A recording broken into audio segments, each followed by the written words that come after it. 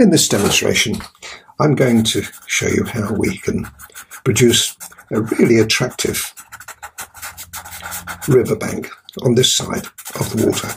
I'm starting with the sort of mid-green, and it's just, I've already drawn it out very roughly, but I usually change my mind as I go along. I want to make sure that the bank goes underneath the water that I've got there. Now this mid-green is 170 in the Faber range, and we've got to make it look as though it's coming in somewhere, so let's just make let's put a little bit of white there, and I can, there's an inlet, it's the same here, we've got an inlet again.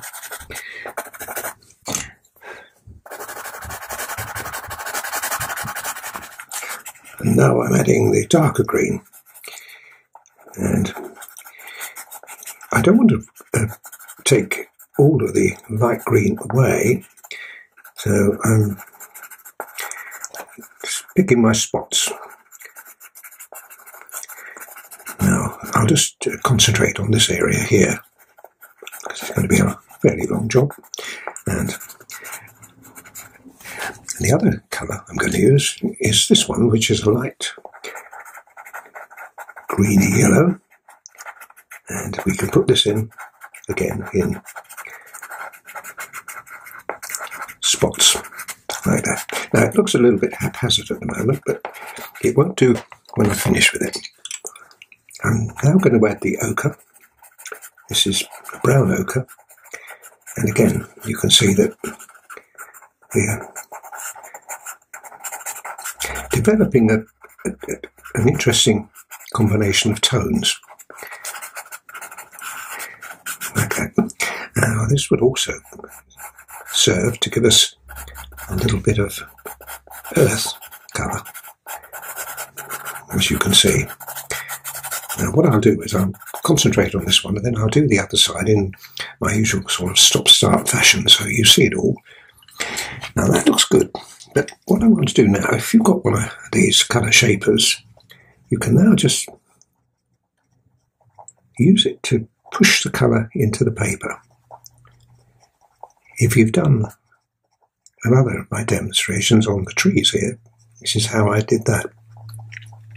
All we're doing is pushing the colour into the paper so that we can then add some stronger tones. I brought you closer for this next section, because what we're going to do now is we're going to put some reeds in. And you can see why I had to do, or put all this in first, because once you've done this you can't really go in between, but you can see, if you look in between, you can see the colours that I put on. Now I'm holding the pencil a certain way here to give me an uneven reed-like action. There we are now, just here we just, there we are. We can have some poking through the water as well, like that. And I want quite a lot here, and I want to leave some of the light as well. Should put a little bit more in, and we're going to go back in a minute with a darker colour. Now what you see is what you get. You see, that looks rather attractive, doesn't it? So let's do some over here now, and again let's put some here that are coming in the water as well. You can now imagine that water floating through the reeds. And that looks really attractive, isn't it?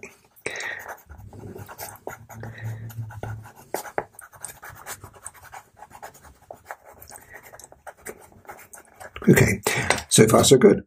Looking great. Look at it compared with the other side of it, don't you? And I'm going to do this all again in a minute on the other side to show you.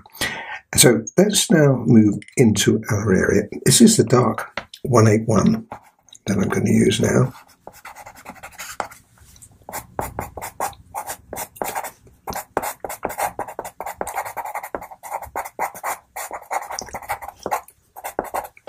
Now 181 really is a nice strong colour, and sometimes I'm going on top of the green, sometimes on its own. When you get in the foreground, you can make it just a little bit more and a bit stronger, like that. Don't think it needs any more. I think that's fine. Over here, again, a few suggestions in the wreath, and also come back the other way with the 181 just to give the little bit more weight to the water that's coming through. See how nice that looks. Now that's nearly there. What I'm also going to do here is I'm just going to put a bit of light. This is the light colour that I was using earlier, and a little bit of that in as well. Just makes it look a little bit more attractive, like that. All right. Other colours you could use if you want. I've got a little bit of red here, and if you saw me do the trees, you'll see I use quite a lot of red in.